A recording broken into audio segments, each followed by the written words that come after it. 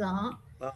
Topic வந்து isometric drawing. எப்படி isometric method use பண்ணி ஒரு சிலிண்டர்ல அதாவது ஒரு ஆ. ஒரு ஷேப்பையும் எப்படி 3Dயா கொண்டு வரலான்றது தான் டாபிக்கே. ஓகே. ஆ. எனக்கு லைட் அண்ட் ஷேட் பார்க்கணுமா இருந்தது. ஆமா. அதுதான். பாயிண்ட்டே அங்க தான் வருது. முடிச்சாச்சு.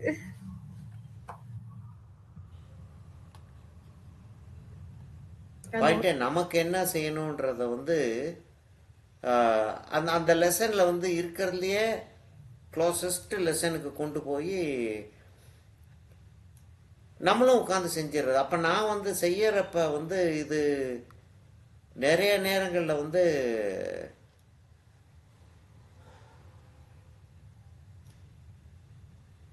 ஒரு தடவை செஞ்சு பார்த்துட்டு தான் வர மாதிரி வரும். இல்ல பண்றேன். அந்த வேலையும் பண்றேன். நான் ஆமாம். அங்க கிளாஸ்ல ட்ரையல் பார்க்கறது இல்ல. ஆ. பார்க்கறது ஆமாம், நம்ம கிளாஸில் ட்ரையல் பார்க்க முடியாது. ஆமாம். செகண்ட் அட்டெம்ப்ட் பர்ஃபெக்ட் அட்டெம்ப்ஷன் வந்து செகண்ட் அட்டெம்ப்ட்ல பண்றப்போ அது கிளாஸ்ல வச்சுக்கிறது. ஆமாம், அது நல்லா பக்காவாக இதாயிரும், வந்துடும். அதே மாதிரி இந்த ரோஸ் மோனோக்ரோம்க்கு ஆ. ஒரு நிமிஷம். ஓ, ஓகே ஓகே. ஆ, சரி சரி சரி.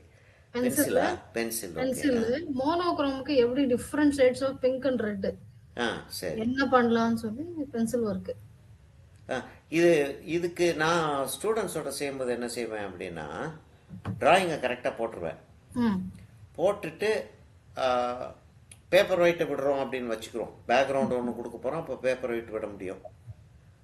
ஒரு டோன் கொடுத்துருவேன் ஃபுல்லாகவே, சும்மா ஃப்ளாட்டாக கர கர கர கரன்னு சொல்லிட்டு. ஒரு இப்போ 10 பாயிண்ட்ஸ் வச்சுருக்கோம், 10 வேல்யூஸ் வச்சுருக்கோம் அப்படின்னா, இப்போ 0 ஒயிட்டுன்னு வச்சுக்கிட்டோம்னா, இப்போ 1ல் வந்து ஒரு ஃப்ளாட்டாக எங்கெல்லாம் வந்து ம் ஒயிட்டை விட போகிறோன்றதை வந்து பண்ணிவிட்டு பேக்ரவுண்டை கொஞ்சம் போல் தேய்ச்சிட்டு, அதுக்கப்புறம் அடுத்த டோன் ரெண்டாவது லேசாக அப்படின்னா, ரெண்டாவதுல வந்து ஜாஸ்தி வித்தியாசம் வராது.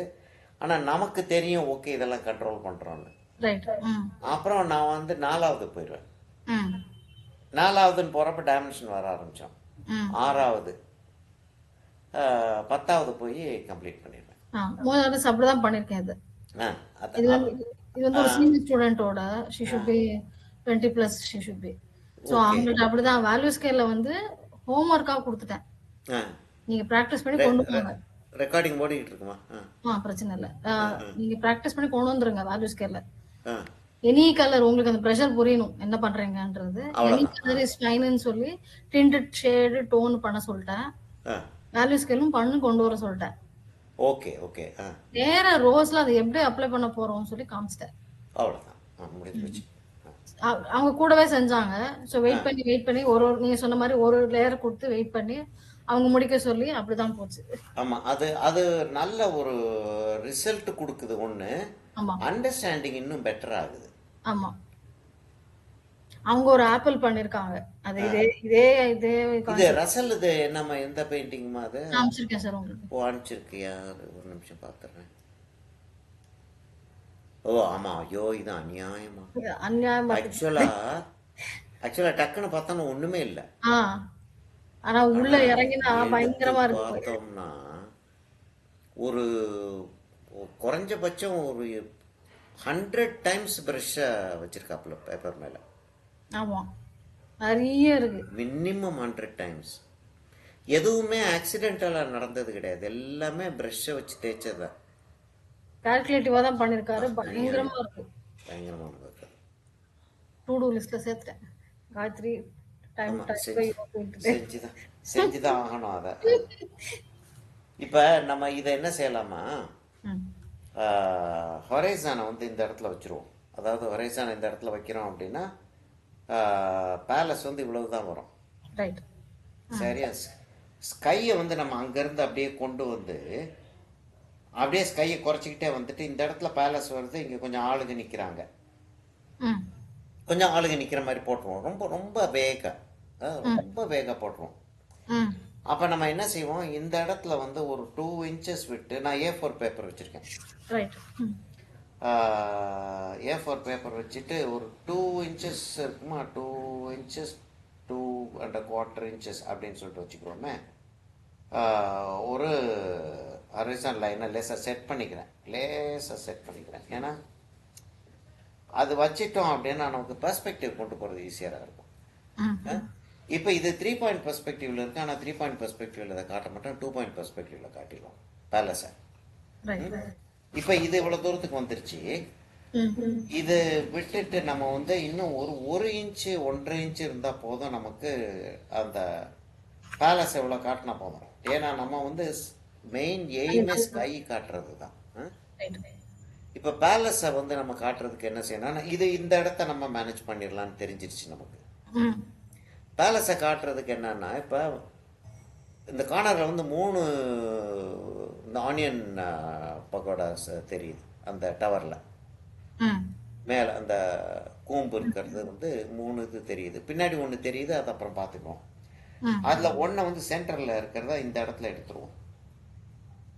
இந்த இடத்துல எடுத்துருவோம். ம். கொஞ்சம் கொஞ்சம் கீழேயே வரட்டும், அவ்வளோ தூரத்துக்கு எடுத்துருவோம். எடுத்துட்டோம்னா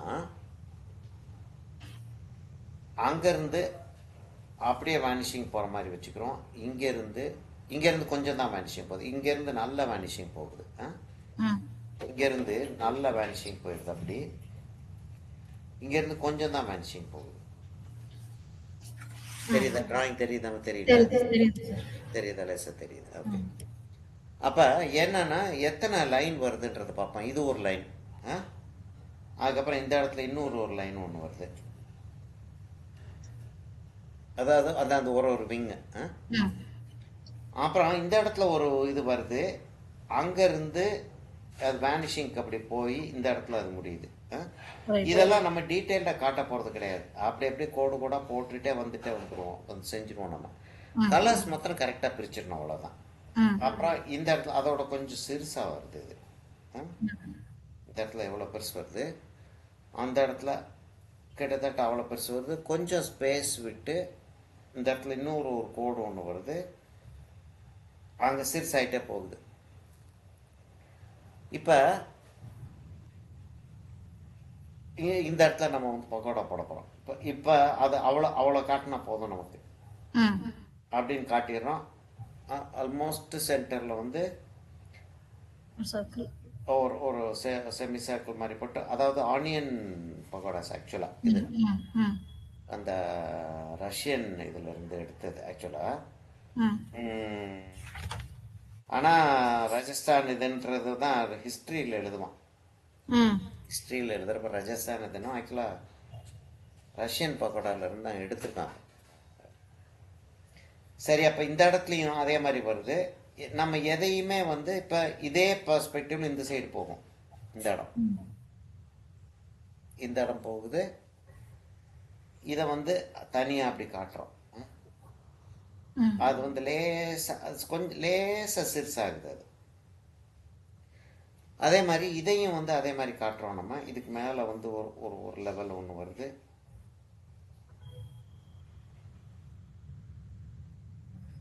அங்கே ஒரு ஆனியன் பக்கோடா ஒன்று வருது.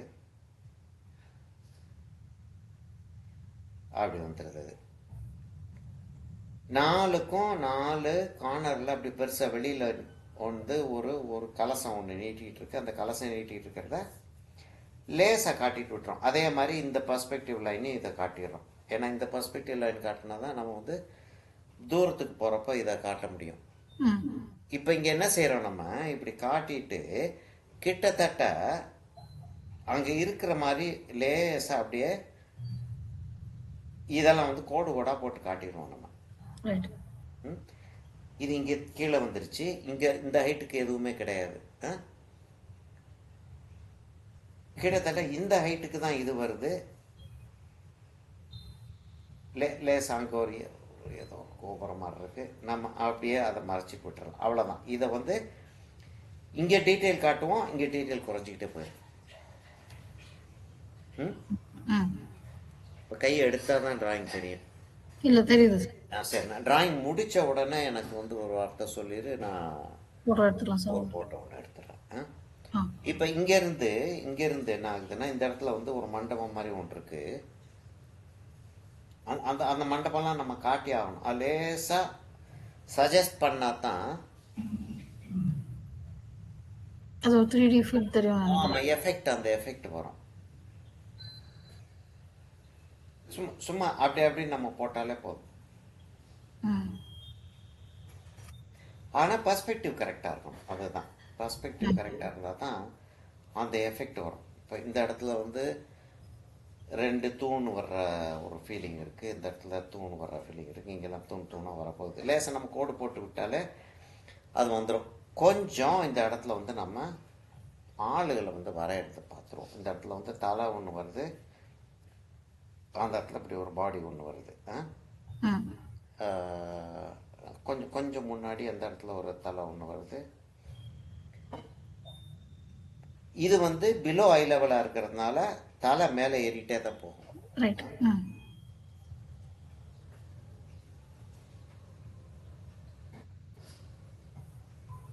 மீதியெல்லாம் நம்ம அப்படி அப்படி அப்படி அப்படி அப்படியே டச் பண்ணி விட்டாலே ஒரு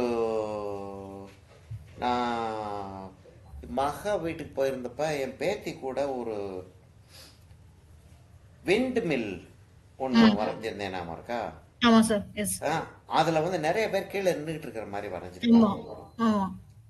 அதை பார்த்தோன்னா ஆக்சுவலாக நின்றுட்டு இருக்கிற ஒரு ஃபீலிங் இருக்கும். ம். ஒன்றுமே செஞ்சிருக்க மாட்டேன் நான். பக்கத்தில் வந்து ரெண்டு பேரை போட்டிருக்கேன், சார் பக்கத்தில் ரெண்டு. அது ஒண்ணுமே செய்யலன்னு சொல்றீங்க சார். ஆமாம், அதுல அவ்வளவு டீட்டெயில் இருக்கு சார், நீங்க ஒண்ணுமே செய்யலன்ட்டு. ஆமாம். அது அதாவது ஆக்சுவலாக ஃபிகர் வரையலை, ஓகே. ம். ஆக்சுவலாக ஃபிகர் வரையலை. ஆனால் ஃபிகர் வரைஞ்ச ஒரு ஃபீலிங் இருக்கும். ம். அதை தான் எப்படி மேனிப்புலேட் பண்ணுறதுன்றது வந்து இதில் ட்ரை பண்ணி பார்ப்போம், எவ்வளோ தூரத்துக்கு சக்ஸஸ்ஃபுல்லாக வருதோ. சக்ஸஸ்ஃபுல்லாக வரணுன்றது நமக்கு காசு கொடுத்து யாராச்சும் பெயிண்டிங் பண்ண சொல்லுவாங்க, அப்புறம் தான் சக்ஸஸ்ஃபுல்லாக வந்தாகணும். ரைட். ம். மற்றதெல்லாம் ஏதாச்சும் புதுசாக ஒன்று செஞ்சிட்டோம்னா போதும்ன்றேன். Some learning. Right. Correct. Some learning, whatever learning it is, ம். அப்படின்ற ஒரு ஐடியாவோட நம்ம போயிட்டு இருந்தோம்னா கட்டாயமாக சக்ஸஸ்ஃபுல்லாக பெயிண்டிங் வரும். அங்கே தான் வேடிக்கையான விஷயம். சக்ஸஸ்ஃபுல்லாக பெயிண்டிங் வரலாம் போயிடக்கூடாதுன்னு உட்கார்ந்தோம் அப்படின்னா ரொம்ப படுத்திடும். நான் அந்த ஒரு பாண்டரங்கர் சொன்னேன்ல சார், போயிட்டு இருக்கு, இன்னும் போயிட்டு இருக்கு. அது நிறைய நிறைய என்ன சொல்லலாம், இம்ப்ரூவைசேஷன் நிறைய ஆயிருக்கு இப்ப. Lot of things. ஆமாம் ஆமாம், ஒரு ஒரு ஒரு சிட்டிங்கில் முடிக்கலைன்னா ஒரு 5 ஐடியா வரும், அந்த 5 ஐடியா உள்ளே போயிடும். அதுக்குள்ள அப்புறம் கடைசியில் பெயிண்டிங் வந்து ஓவர் டன்னாக தான் முடியும். நான் இந்த இதுக்கு வந்து நான் என்ன சொல்கிறது, அல்ட்ராமரைன் ப்ளூ எடுத்திருக்கேன். ஆக்சுவலாக கோபால்ட் ப்ளூ எடுக்கலாம், அல்ட்ராமரைன் ப்ளூ எடுக்கலாம், ப்ரெஷன் ப்ளூ எடுக்க முடியாது, தாலோ ப்ளூ எடுக்க முடியாது. சரியா, இப்போ என்னன்னா ரெண்டு ஒரு ஸ்கை தெரியுது, ரெண்டு கிளவுடில் வந்து ரெண்டு கலர் தெரியுது. ஒன்று வந்து ஒயிட்டாக இருக்கிறது, எல்லோயிஷாக இருக்குன்னு வச்சுக்கிறோம், ஆனால் ஒயிட்டாகவே அதை கன்சிடர் பண்ணுவோம். ஏன்னா இப்போ நம்ம பெயிண்ட் பண்ணும்போது ஒன்று பர்பிளிஷ் பிங்க் இருக்கு, ஒன்று பர்பிளிஷ் பிங்க் ஒன்று இருக்கு. ஒரு கிட்டத்தட்ட வயலட்டோடைய ஃபீலிங் வந்துடுது. ஆமாம். சரி, அப்போ இந்த இடத்துல வந்து அந்த நடுவில் பார்க்கக்கூடிய அந்த டவர் தெரியுதுமா. அப்போ அந்த டவரை வந்து நம்ம அங்கே வரையலைன்னா அந்த ஃபீலிங் வராது. நம்ம சென்டர் டவர் வந்து அது வந்து இதுக்கும் மேலே போகுது நல்லா, அப்படி வந்துடுது. வந்துட்டு அதுக்கு மேலே வந்து அந்த டவர் அப்படி போகுது.